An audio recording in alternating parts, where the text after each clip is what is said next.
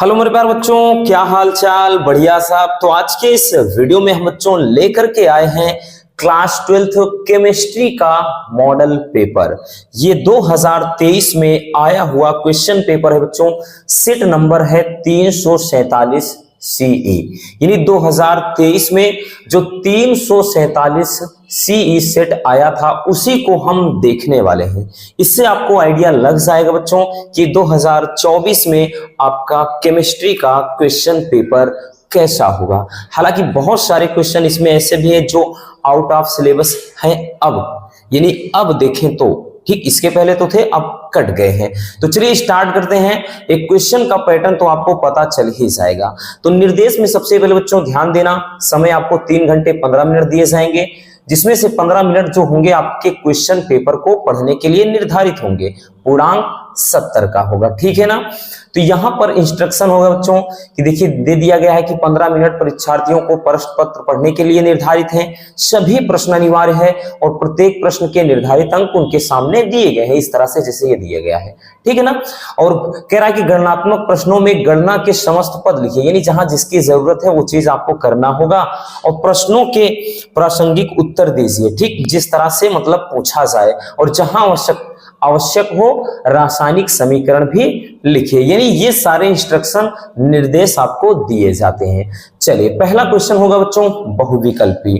पहला क्वेश्चन है कि इस प्रश्न के प्रत्येक खंड में 4 विकल्प हैं और सही विकल्प चुनकर उसे उत्तर पुस्तिका में लिखना है। पहला क्वेश्चन है कि पोटेशियम सल्फेट है। तो बच्चों ये चैप्टर आपका ठोस अवस्था से है। किससे? ठोस अवस्था से है, ठीक। तो ठोस अवस्था से है, इसलिए बच्चों ये चैप्टर तो रिमूव कर दिया गया है। तो अब की बार अपने को ये पढ़ना है नहीं, तो आपका इसी के स्थान में कोई दूसरा क्वेश्चन आ सकता है।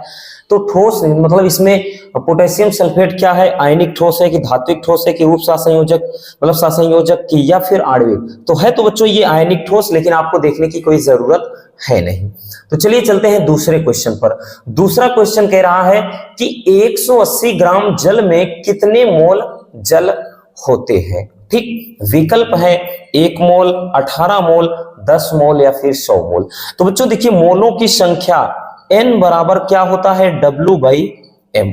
हमको पता है बच्चों कि n बराबर होता है W/m। अब जहां m क्या है? मोलों की संख्या। W क्या है बच्चों? तो ये क्या है? जो भी मतलब आपका ये दिया गया है विलेय का भार, और m क्या है? अणुभार। तो भाई जल की बात कह रहा है, तो जल का सूत्र होता है बच्चों H2O। इसका अणुभार कितना होता है? 2 आगे ले जाएंगे, हाइड्रोजन का 1 होता है, ऑक्सीजन का परमाणु भार कितना? 16 होता है। तो ये आपका 18 हो जाएगा, यानी जल का अणुभार n का मान, ठीक। और W का मान तो दे ही रखा है 180 ग्राम। तो ये हो जाएगा यानी n बराबर हो जाएगा बच्चों 180/18। ये कट जाएगा, यानी n का जो मान आएगा 10। तो मोलों की संख्या कितनी आ गई बच्चों? 10 मोल। तो ये बहुत ही इंपॉर्टेंट मतलब आपका ऑब्जेक्टिव क्वेश्चन है, ये कई बार पूछा गया है बच्चों, ठीक। तो इस तरह से आपका अगर पूछेगा तो आपको ऐसे ही करना है, ठीक है ना। चलिए अब हम देख लेते हैं नेक्स्ट क्वेश्चन को। चलिए जो गा है क्वेश्चन नंबर 3, यानी जो बहुविकल्पी में है, तीसरा प्रश्न है कि अभिक्रिया A+2B एरो करके उत्पाद, ठीक, यानी कोई अभिक्रिया A है प्लस B है और यहां से कोई उत्पाद बन रहा है, ठीक। और उसके लिए जो समीकरण है ये दिया गया है, यानी R दर बराबर दे रखा है बच्चों A की सांद्रता की घात 1 है, समझ लीजिए लिखा नहीं है, और B की सांद्रता की घात 2 है। तो इसके द्वारा व्यक्त किया जाता है। तो अभिक्रिया की आणविकता क्या होगी? मोस्ट इंपॉर्टेंट है। अब देखिए बच्चों इसमें 2 चीज पूछता है, एक तो पूछेगा रसगुल्लों आणविकता, दूसरा अभिक्रिया की कोटि। तो अभिक्रिया की जब कोटि की बात आती है तो सांद्रता जो भी अभिकारक है, ठीक, ये जो आपकी अभिकारक है इनकी सांद्रता के घातों के योग को, यानी 1+2, तो ये हो गया 3। अभिक्रिया की कोटि पूछता तो 3 विकल्प इसका सही हो जाता, लेकिन आणविकता क्या है इसको आपको बताना है। हमने अभिक्रिया की कोटि और आणविकता में बहुत ही अच्छे से इसको समझाया है, ठीक। तो आपको कमेंट करना है और जरूर करना है बच्चों कि इसमें इस अभिक्रिया में अभिक्रिया की जो आणविकता होगी क्या होगी, ठीक, ये आपको कमेंट करके बताना है। चलिए अगला क्वेश्चन जो बच्चों है घ क्वेश्चन है कि कैनिजारो अभिक्रिया द्वारा फॉर्मेल्डिहाइड बनाता है, यानी क्या बनाता है। काफी इंपॉर्टेंट है और अगर आप गौर करेंगे बच्चों, हमने कल ही एल्डिहाइड, कीटोन, कार्बोक्सिलिक एसिड के जो चैप्टर के 5 इंपॉर्टेंट रिएक्शन बताया, उसमें से पहली ही अभिक्रिया बताया था कैनिजारो, याद आया। तो कह रहा है कैनिजारो अभिक्रिया द्वारा मतलब फॉर्मेल्डिहाइड क्या बनाता है। याद करिए बच्चों, उसमें जब हमने फॉर्मेल्डिहाइड की क्रिया कराया था किससे, NaOH या KOH से, तो क्या बना था, कार्बोक्सिलिक एसिड का कोई लवण बना था और साथ में CH3OH यानी मेथिल एल्कोहल बना था। तो वही कह रहा है कि क्या बनता है। ऑप्शन है methane, methyl alcohol, methyl cyanide, ethyl amine. तो इसका सही विकल्प हो जाएगा मेथिल एल्कोहल। देखिए इसीलिए हम बोलते हैं ना बच्चों कि जो आपकी रिएक्शन है ना उसको बहुविकल्पी में भी पूछ सकता है, ऐसा नहीं कि केवल आपको मतलब 5 नंबर में ही पूछेगा। ठीक, ये हो गया। जैसे एक और देखिए दे दिया है ना, कह रहा है कि R क्या है, एल्किल ग्रुप है, RNH2 प्लस CH3L3 मतलब क्या है, क्लोरोफॉर्म, तथा KOH यानी पोटेशियम हाइड्रोक्साइड यानी क्षार है। तो कह रहा है कि जब इसकी रिएक्शन हम कराएंगे RCN यानी एल्किल साइनाइड मतलब एल्किल, ये NC है, आइसोसाइनाइड बन जाएगा बच्चों, और KCl यानी लवण बनेगा, साथ ही जल। तो ये अभिक्रिया कौन सी है। देखिए हालांकि इस चैप्टर की अभिक्रिया तो अभी हमने नहीं बताया है, ये है बच्चों एमीन चैप्टर की अभिक्रिया जो नेक्स्ट चैप्टर है। ठीक, अब उसी की बारी है, लेकिन यहां से आप मतलब समझ जाएंगे। ठीक, वो इसलिए क्योंकि बच्चों NH2 आ गया है। अब NH2 का मतलब एमीन है, एमीन चैप्टर से है, तो विकल्प आपके हैं युग्मन अभिक्रिया। ठीक, युग्मन होगा नहीं, अभी कल ही बताया हमने। ठीक, कार्बिल एमीन अभिक्रिया, हाफमान ब्रोमेमाइड अभिक्रिया, या फिर स्मिड अभिक्रिया। तो भाई जाहिर सी बात है एमीन शब्द जुड़ा है तो कार्बिल एमीन अभिक्रिया इसका सही विकल्प हो जाएगा। चलिए अगला क्वेश्चन देखते हैं बच्चों, क्योंकि आपके 6 तो बहुविकल्पी ही होंगे। अगला क्वेश्चन क्या कह रहा है, चलिए नेक्स्ट क्वेश्चन है कि ग्लूकोज में कितने प्राथमिक एल्कोहलिक समूह होते हैं। ठीक, एल्कोहल ये एकदम लास्ट वाला चैप्टर है बच्चों। ठीक, तो इसमें क्या होता है, ऑप्शन है 1 2 3 4। तो ग्लूकोज में केवल एक ही बच्चों प्राथमिक एल्कोहलिक ग्रुप होता है। ठीक, इस चैप्टर को भी हमने पढ़ाया नहीं है, जब बताएंगे तो आपको समझ में आ जाएगा। ठीक है ना। चलिए अब हम चलते हैं दूसरे क्वेश्चन की तरफ। ठीक, यानी दूसरे में का खा गा इस तरह से पूछे जाएंगे और प्रत्येक क्वेश्चन बच्चों आपका 2 नंबर का होगा। चलिए पहला क्वेश्चन है कि फलक केंद्रित घनीय यानी FCC एकक कोष्ठिका में परमाणुओं की कुल संख्या कितनी होती। बहुत आसान है, लेकिन भाई इससे अपने को मतलब है नहीं। ठीक, क्योंकि बच्चों ये ठोस अवस्था चैप्टर से है तो ये चैप्टर कट गया है, तो इसके जगह पर कोई और क्वेश्चन आएगा। ठीक, आपको केवल एक तरीका, एक पैटर्न समझना है बस बच्चों। ठीक है ना। चलिए दूसरा कह रहा है कि 2 द्रवों A तथा B के वाष्प दाब क्रमशः 80 mm तथा 60 mm है। A के 3 मोल तथा B के 2 मोल मिलाने पर प्राप्त मिश्रित विलयन का कुल वाष्प दाब क्या होगा। चलिए बच्चों इसको हम बहुत ही सिंपल तरीके से सीख लेते हैं। देखिए सबसे पहले ये कह रहा है बच्चों A के कितने मोल हैं, तो A के मोलों की संख्या कितना दिया है, 3। ठीक, A के 3 मोल हैं और B के 2 मोल हैं, और एक वाष्प दाब दिया है 80 mm, दूसरा दिया है बच्चों 60 mm। ठीक, ये 80 mm और 60 mm दिया है, तो कुल वाष्प दाब यानी मिश्रण के कुल वाष्प दाब पूछ रहा है। तो सबसे पहले बच्चों हम निकालेंगे मोल अंश, तो हो जाएगा XA बराबर 3 बटे नीचे दोनों का योग होता है, आपको पता है 5 हो गया। XB बराबर निकालेंगे बच्चों तो 2 हो जाएगा ऊपर और नीचे दोनों का योग यानी 3 2 5 हो गया। अब जब वाष्प दाब की बात आए बच्चों कुल वाष्प दाब की बात आए P टोटल की, ठीक, P टोटल की बात आ जाए तो हम क्या करते हैं। ठीक, मतलब A का वाष्प जो ये होगा यानी वाष्प दाब यानी P0 इंटू XA प्लस यहां से हो जाएगा P0 इंटू XB। ठीक, दोनों दिया है, इसका दिया है 80 गुणे इसका कितना 3/5 दे दिया है बच्चों, ये कितना है 60 है और गुणे ठीक यहां पर भी कितना हो जाएगा ये 2/5 हो जाएगा। आप काट दीजिए, 5 अटे कितना हो गया बच्चों 40। ठीक, मतलब ये 5 16 में ऐसे जाएगा, 16 बार में जाएगा। ठीक, और उसके बाद ये कितना जाएगा, तो 5 एकम 5 हो गए और 5 दूनी 10, 12 पंजे 60, तो कितना हो जाएगा बच्चों, ये 16 तिया 48 हो गया और प्लस 12 दूनी 24 हो गया। ठीक, तो ये जोड़ करके कितना आ गया, 8 और 4 ये 12 के 2 हो गया, हासिल 1 और 4 2 6 1 7, यानी 72 mm टोटल दाब हो जाएगा। ठीक, तो इस तरह से इसको हम सॉल्व कर सकते हैं। ठीक है ना, चलिए अब देख लेते हैं हम अगला क्वेश्चन। नेक्स्ट क्वेश्चन क्या है, अगला क्वेश्चन है बच्चों कि सिल्वर नाइट्रेट के घोल में कॉपर की छड़ डुबोने पर घोल का रंग नीला क्यों हो जाता है, मतलब व्याख्या कीजिए, तो यानी कारण आपको बताना है। ठीक है ना, तो ये है बच्चों जो आपका वैद्युत रसायन चैप्टर है, उस चैप्टर का क्वेश्चन है, यानी जिसमें वैद्युत रासायनिक श्रेणी है, ठीक, उसी पर आधारित है। तो इसका कारण क्या है जरा समझिए, कह रहा है कि सिल्वर नाइट्रेट के घोल में कॉपर की छड़, यानी क्या कारण है जब हम कॉपर की छड़ को सिल्वर नाइट्रेट के विलयन में यानी AgNO3 के विलयन में जब डुबोते हैं तो विलयन का रंग नीला हो जाता है, यानी Ag बाहर हो जाएगा, इसका स्थान Cu ले लेगा, यानी CuNO3 हो जाएगा और Ag बाहर हो जाएगा। तो इसका कारण यह है बच्चों कि विद्युत रासायनिक श्रेणी में कॉपर सिल्वर के ऊपर स्थित होता है, इसलिए यह क्या करता है, सिल्वर नाइट्रेट के विलयन से इसको विस्थापित कर देता है और इसी कारण विलयन का रंग नीला हो जाता है। बस इतना कारण है बच्चों, क्योंकि जो जिसके ऊपर होता है उससे ज्यादा पावरफुल होता है वैद्युत रासायनिक श्रेणी में, ये हमने बताया था आपको। ठीक है ना, चलिए नेक्स्ट क्वेश्चन। अगला क्वेश्चन है कि साटकी दोष क्या है, तो ये भी कट गया है। ठीक है ना, तो फ्रेंकेल दोष और साटकी दोष ये पहले ही चैप्टर के हैं बच्चों, लेकिन चैप्टर ही रिमूव कर दिया गया है इस बार। ठीक, तो चलते हैं नेक्स्ट क्वेश्चन की तरफ।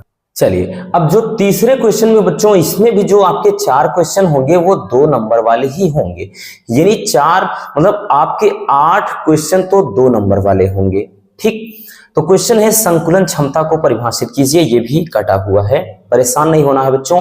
ठीक, हम इसके स्थान पे भाई क्या करेगा, दूसरा क्वेश्चन दे देगा और कुछ नहीं, क्योंकि केमिस्ट्री में आपको पता होना चाहिए अब की बार 4 से 5 चैप्टर कटे हैं, तो भाई 4-5 चैप्टर का मतलब बहुत ज्यादा कटे हैं बच्चों। आपको केवल 10 ही चैप्टर पढ़ना है और उसी में से आएंगे, इसलिए बेहद आसान है, आपको बहुत ज्यादा टेंशन नहीं लेना है। केमिस्ट्री में जो आपकी सेकंड केमिस्ट्री थी उसमें ही थोड़ा टफ था, वो हम करवा ही रहे हैं।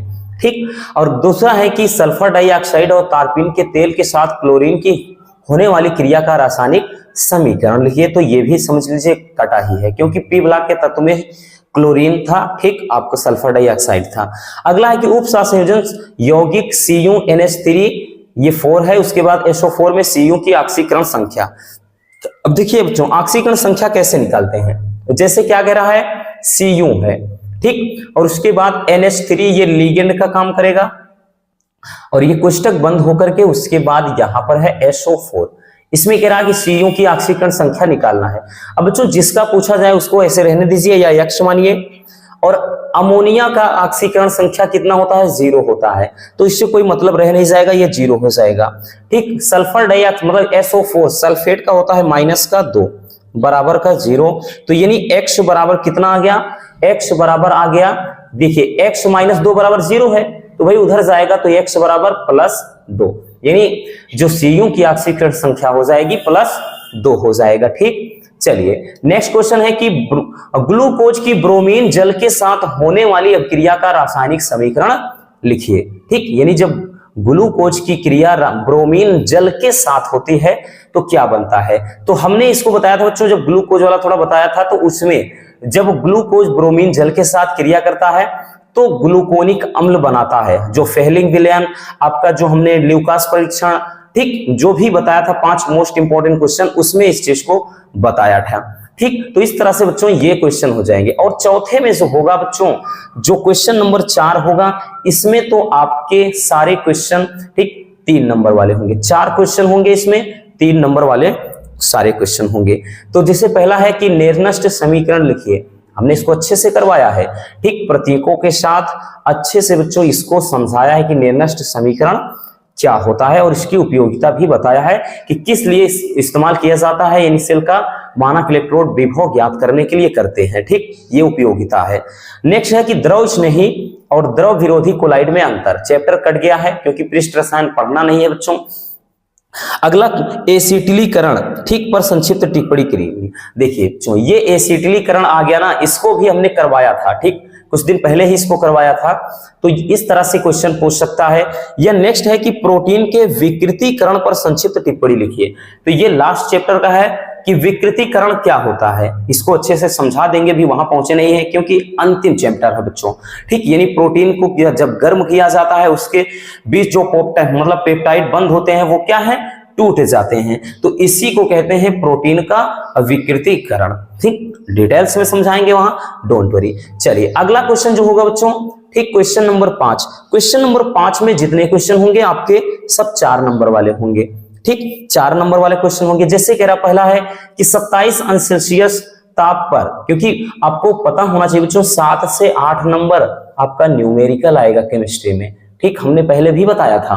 ठीक, मिनिमम आपका 7 नंबर का तो हर हाल में न्यूमेरिकल होगा, बाकी 1-2 नंबर अगर बहुविकल्पी न्यूमेरिकल में ही बना दे तो 7 से 8 या 9 नंबर तक पूछ सकता है।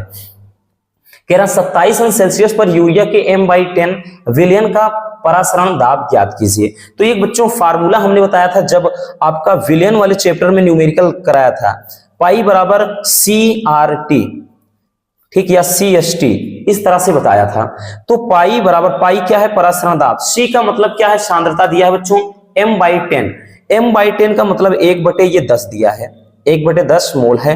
ठीक, गुणे R का मान तो देखिए सवाल में दे रखा है भाई, R का मान दे रखा है बच्चों, यानी 0.0821 इतना वायुमंडल दिया है। और उसके बाद T का मान कितना हो जाएगा, तो T का मान देखिए 27 अंश सेल्सियस दिया है। तो भाई हम T के मान निकालने के लिए 273 मतलब 27 में क्या करेंगे बच्चों, 273 हम ऐड कर देंगे, है ना, इतना तो आपको पता ही है। तो ये 300 केल्विन हो जाएगा, तो यहां पर 300 इस तरह से रख करके आप इसको सॉल्व करेंगे, जो भी आंसर हो जाएगा वो हो जाएगा आपका मतलब परासरण दाब। ठीक, तो इस तरह से आपका एक न्यूमेरिकल होगा। अगला क्वेश्चन है कि एक प्रथम कोटि की जो अभिक्रिया है इसके लिए N2O5 की प्रारंभिक सांद्रता इतनी है। ठीक, और जो 60 मिनट के बाद प्रारंभिक सांद्रता मतलब जो 60 मिनट के बाद है सांद्रता इतनी हो जाती है। तो अभिक्रिया के वेग स्थिरांक की मोस्ट इंपोर्टेंट है बच्चों, और बहुत ही अच्छी तरह से इसको समझाया है।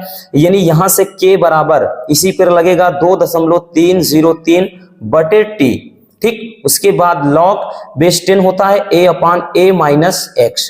ये फार्मूला, इसी फार्मूले की मदद से हम इसका वेग स्थिरांक यानी K का मान निकाल सकेंगे, क्योंकि ये प्रारंभिक सांद्रता A का मान इतना दिया है और A-x का मान जो दिया है इतना दिया है, और T समय दे दिया है बच्चों 60 मिनट। तो आप इस पर डायरेक्टली रख करके बहुत ही सिंपल तरीके से सॉल्व कर सकते हैं। बात समझ में? चलिए अगला क्वेश्चन बच्चों कि संक्रमण तत्वों की 4 विशेषताएं। तो बच्चों डी तथा एफ ब्लॉक के तत्व में हमने संक्रमण चक्र तत्व की लगभग 5 से 6 विशेषताएं बताई थी आपको।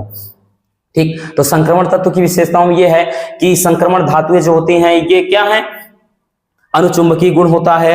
ये मतलब जैसे एक उत्तम उत्प्रेरक की तरह व्यवहार करते हैं। ठीक, साथ ही साथ क्या है इनमें, जैसे हम बात करें तो बच्चों जैसे इनमें ये रंगीन आयन बनाने की क्षमता रखते हैं। तो इस तरह से हमने मतलब बहुत सारे इसके गुण बताए थे संक्रमण तत्वों के। ठीक, चलिए नेक्स्ट क्वेश्चन है कि उप सहसंयोजक यौगिकों के IUPAC पद्धति में नामकरण पर संक्षिप्त टिप्पणी लिखिए। यानी IUPAC नामकरण पद्धति है क्या, इसके बारे में अपने को बताना है। ये उप सहसंयोजक यौगिक चैप्टर से है। ठीक, चलिए अब देख लेते हैं नेक्स्ट क्वेश्चन को। चलिए अब आते हैं थोड़ा हम लॉन्ग क्वेश्चन में। क्वेश्चन नंबर 6 होगा बच्चों, इसमें लॉन्ग होंगे, फायदा यही है अथवा में होते हैं बच्चों, इसलिए आसान होते हैं। ठीक, 5 नंबर वाले क्वेश्चन हो जाएंगे कि ओजोन बनाने के रासायनिक समीकरण एवं इनके 3 ऑक्सीकारक गुणों को लिखिए। अथवा में कह रहा है कि अम्लराज यानी एक्वा रेजिया क्या है और क्या होता है जब अम्लराज गोल्ड या प्लेटिनम से क्रिया करता है। तो ये तो कट गया बच्चों, इसके स्थान पे भाई कोई और पूछ लेगा अथवा में। ठीक, परेशान नहीं होना है कि भाई ये क्वेश्चन कहां से आ गया, ये चैप्टर कट गया है, ये आपका जो पी ब्लॉक का था उसी में से था। ठीक, परेशान मत होइए। नेक्स्ट है कि मोनोहाइड्रिक एल्कोहल बनाने की दो विधियां और रासायनिक समीकरण लिखिए, और तथा एथिल एल्कोहल की जब शांत सल्फ्यूरिक अम्ल के साथ विभिन्न ताप पर क्रिया होती है तो उसका समीकरण। इसको हमने करवाया था बच्चों, एल्कोहल फिनॉल ईथर वाला चैप्टर है उसमें से है। अथवा में कह रहा है कि निम्नलिखित क्रियाओं पर टिप्पणी लिखिए। हेलो, आ गया ना, जिस चीज के बारे में हम बात कर रहे थे कि 100% पूछता है, मतलब 100% पूछता है, इसमें कोई दो राय नहीं रसगुल्लों। देखिए क्वेश्चन आ गया ना, राइमर टीमन अभिक्रिया या रीमर टीमन अभिक्रिया और दूसरा कोल्बे अभिक्रिया, तो दोनों अभिक्रियाओं को बच्चों हमने करवा दिया है। हमने बोला था ना कि या तो 4 देगा या कभी कभार 2 ही देगा और 2.5 नंबर करके 5 नंबर में पूछ लेगा, तो आपका ही फायदा है भाई। 3-4 आएगा तो ज्यादा लिखना होगा, 2 आ गया तो समझ लीजिए एकदम से सोने पर सुहागा हो गया। ठीक, तो इस तरह से बच्चों अथवा में आपका विक्रिया पूछेगा।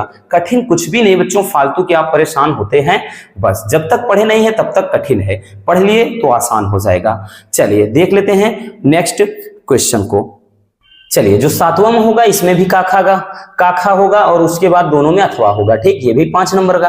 कह रहा है निम्नलिखित मतलब को क्लोरोबेंजीन से कैसे प्राप्त करेंगे। अब देखिए कैसे प्राप्त करेंगे आपने नहीं पढ़ा इसलिए कठिन लगेगा, लेकिन जब करवा देंगे ये भी हलवा हो जाएगा। डोंट वरी मेरे प्यारे रसगुल्लों। कह रहा है कि क्लोरोबेंजीन से कैसे प्राप्त करेंगे, यानी पिक्रिक अम्ल को, ठीक, डाइक्लोरोबेंजीन को और क्लोरोसल्फोनिक अम्ल को। अथवा में देखिए क्या दे दिया है बच्चों, मान लेते हैं ये आपको दिक्कत बताता है, तो अथवा में हेलो एल्केन में न्यूक्लियोफिलिक यानी नाभिक स्नेही प्रतिस्थापन अभिक्रियाओं पर संक्षिप्त टिप्पणी लिखिए। तो इस चैप्टर को अभी हमने नहीं करवाया है। ठीक, बहुत सारे बच्चों के कमेंट आ रहे थे, तो जल्द ही बच्चों ठीक रिएक्शन तो चल ही रहा है, लेकिन इसमें जो आपके मतलब संक्षिप्त टिप्पणियां होती हैं, साथ ही साथ आपकी थ्योरी बेस्ड जो आंसर होते हैं उसको करवाना है तो करवा देंगे। ठीक, परेशान मत होइए। और ख में है कि निम्नलिखित से बेंजोइक अम्ल कैसे प्राप्त करेंगे, यानी बेंजोइक अम्ल कह रहा है टालुइन से बेंजोइक अम्ल कैसे प्राप्त करेंगे, बेंजामाइड से बेंजोइक अम्ल और एथिल बेंजोएट से बेंजोइक अम्ल। ठीक, ये भी आसान होता है। अथवा में देखिए फिर से आपको मिल गया।